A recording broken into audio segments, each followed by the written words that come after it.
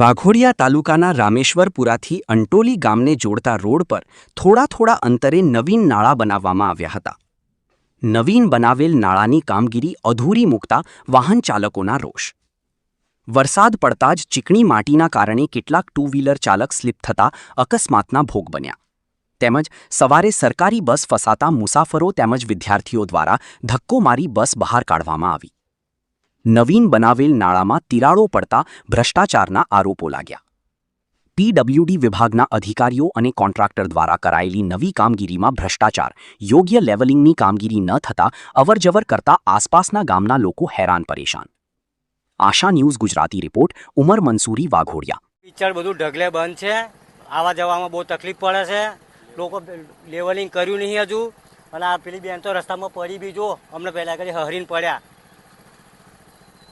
છે કે અમારે ગાડી લઈને જવું બહુ તકલીફ પડે, અને એકાદ જણને બેહાડ્યો ને તો એમને ઉતારવા પડે, કારણ કે જો આવું કંઈ સ્લીપમાં જાય તો અમારા પગ ભાંગી જાય તો ભાઈ જવાબદારી કોણ લે? અને એ પેલી સાઈડથી નહીં જવાયું, કારણ કે એ બાજુ બી કાદો છે. એના હિસાબથી કોન્ટ્રાક્ટરની બેદરકારી, એમાં અમે શું કરીએ? કારણ કે અમને તકલીફ પડે, ચોમાસામાં તો વધારે તકલીફ રહેવાની, 4 મહિના કાઢવા બહુ મુશ્કેલ છે. આ ટાઈમ ખાસા ટાઈમ ચાલે પણ હજુ તો કંઈ એનું નિરાકરણ નહીં લાવ્યું. આ થોડું જઈ તે આમ પૂરું કરીને એમને મૂકી દીધું. હવે ચોમાસું આવી ગયું, કરવાનું શું અમારે? રામેશ્વરપુરાથી અંટોલી જવાના રોડ પર નારા બનેલા છે. તે નારાનું લેવલિંગ કરેલું નથી. નારાથી રોડ બે ફૂટ નીચો છે. આવી રીતના સવારમાં નોકરી જતા માણસોને તકલીફ પડે છે. કોઈ અમુક વાર માણસો સ્લીપ કરીને પણ નીચે પડ્યા છે. તો કોન્ટ્રાક્ટરની બેદરકારીને લીધે આ પ્રકારની પરિસ્થિતિ છે.